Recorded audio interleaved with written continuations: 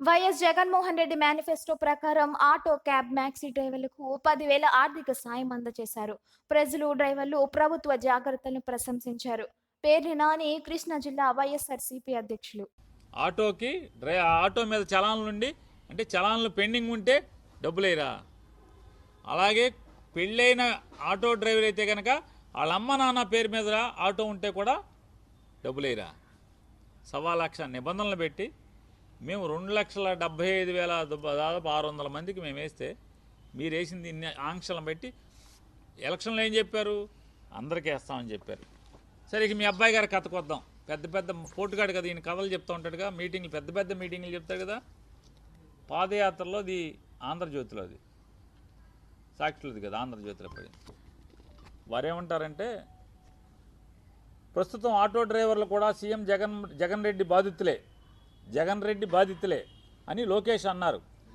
రాష్ట్రంలో 13 లక్షల మంది ఆటో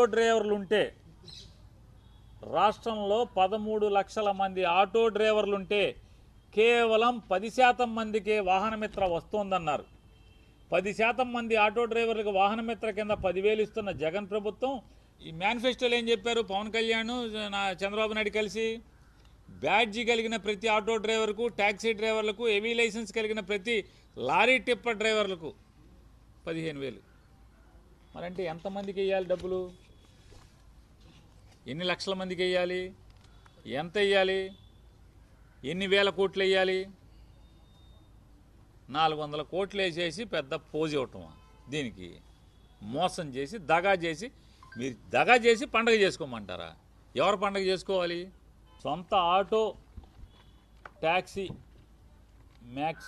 మ్యాక్సీ నడిపే వారికి ఇన్సూరెన్సు, ఫిట్నెస్, రిపేర్లు తదితర అవసరాల కోసం సంవత్సరానికి 10,000 రూపాయలు వేస్తామని చెప్పి, సొంతంగా ఉండి